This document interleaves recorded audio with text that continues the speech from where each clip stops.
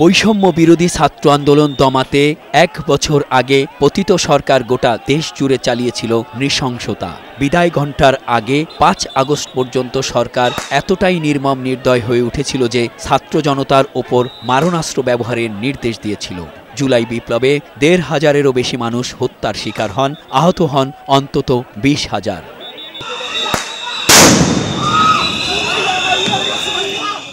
পৈশাচিক এসব ঘটনায় সারা দেশে দায়ের হয়েছে ১৫০০-এরও বেশি মামলা, যার বেশিরভাগ করেছেন নিহত আহতদের স্বজনরা। এর বাইরে কিছু মামলা করেছেন আইনশৃঙ্খলা বাহিনীর সদস্যরা, কিছু করেছেন সুযোগ সন্ধানীরাও। এসব মামলায় আসামির সংখ্যা প্রায় ৫ লাখের মতো। আব্বুরে রাত্রে ২টা বাজে বাসা থেকে নিয়ে আসছে, কিন্তু আমাদের বলে নাই যে কি অপরাধ আমার আব্বুর। এখানে আনার পর আমরা জানতে পারছি যে বৈষম্য বিরোধী ছাত্র আন্দোলনে হত্যা মামলা দায়ের করা হয়েছে আমার আব্বুর নামে। ঠিকাদারি জের ধরে মিথ্যা মামলা দেওয়া হয়েছে। থাকে লালমনিরহাট হাতীবান্ধা থানা। মামলাটা হয়েছে যাত্রাবাড়ির মামলা। মামলার এজাহারে উল্লেখ থাকা সত্য ঘটনার মিথ্যা আসামি বানানো মানুষরাই এখন বেশি বিপাকে পড়েছেন। অপরাধ না করেও কেউ আছেন কারাগারে, কেউ বা আবার ঘর ছাড়া, আর সুযোগ সন্ধানী বাদীরা মামলা করেই লাপাত্তা।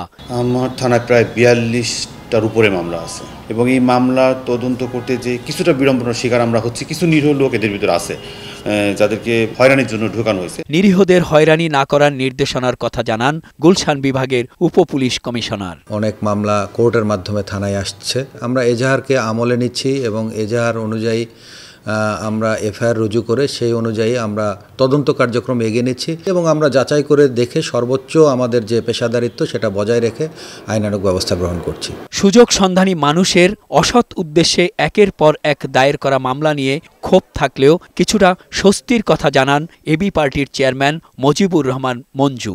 ইন্টেনশনালি অনেকের বিরুদ্ধে মামলা দেওয়া হচ্ছে, যারা আসামি না তাদেরকে মামলা দেওয়া হচ্ছে এবং এটাকে একটা বাণিজ্যিক উদ্দেশ্যে এই জিনিসটাকে ব্যবহার করা হচ্ছে। ঢালাওভাবে আসামি করার ফলে মামলা প্রশ্নবিদ্ধ করতে পারে বলে মনে করেন বিশিষ্ট আইনজীবী সুপ্রিম কোর্ট বারের সভাপতি মাহবুবউদ্দিন খোকন। বিচারের নামে, মামলার নামে নিরপরাধ লোক হয়রানি করুক, এটা মানুষ চায় না। আমি মনে করি এটা তদন্ত উচিত। যারা মিথ্যা মামলা করছে বা আর্থিক কারণে অন্য হয়রানি করছে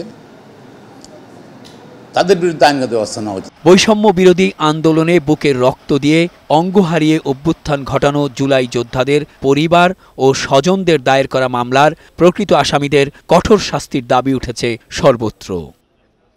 মেহেদী আজাদ মাসুম, বৈশাখী সংবাদ, ঢাকা।